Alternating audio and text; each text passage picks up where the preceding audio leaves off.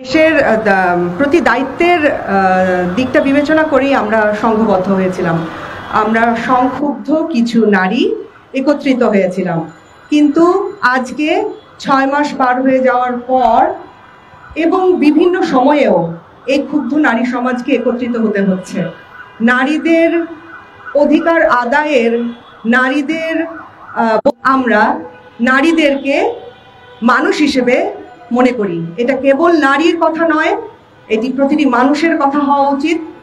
আজ আমরা এই সমাবেশে, এই প্রতিবাদ সমাবেশে অত্যন্ত স্পষ্ট করে বলতে চাই, যে সমস্ত দাবি নিয়ে আমরা এখানে দাঁড়িয়েছি, আমার শ্রদ্ধেয় কয়েকজন আপা এই নিয়ে কথা বলেছেন। আমি আর এইগুলোকে আবার পুনরায় বলবো না, কিন্তু আপনারা দেখতে পাচ্ছেন যৌক্তিক ভিত্তি আছে। আমরা চাই আমাদের দাবিগুলো পূরণ করা হোক। ধন্যবাদ।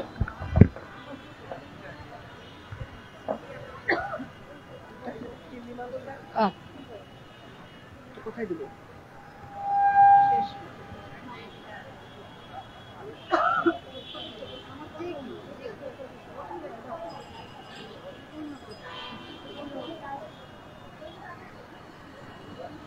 আচ্ছা, ধন্যবাদ লাইকা বসিরকে। এই মুহূর্তে সংক্ষেপে আমাদের সঙ্গে আমি সবাইকে অনুরোধ করছি, আমরা সংক্ষিপ্ত বক্তৃতা নিয়েছি, কিন্তু আমি সবার কথা আমরা শুনতে চাই। আমরা আহ্বান জানাচ্ছি সুলতানা বেগম, উনি president, national workers unity centre.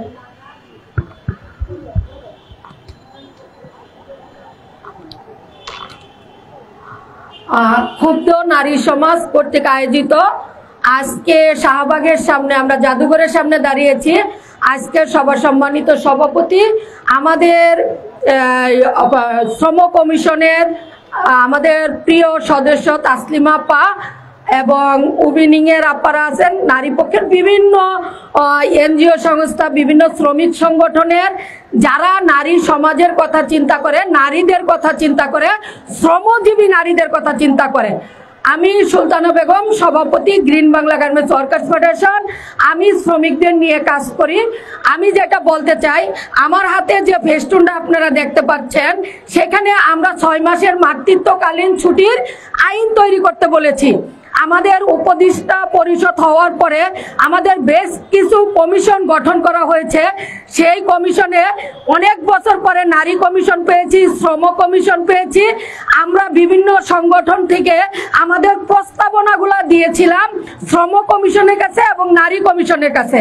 শ্রম কমিশন, নারী কমিশন সেই প্রস্তাবনাগুলো উপদেষ্টা পরিষদের কাছে তুলে দিবেন কয়েকদিনের ভিতরেই।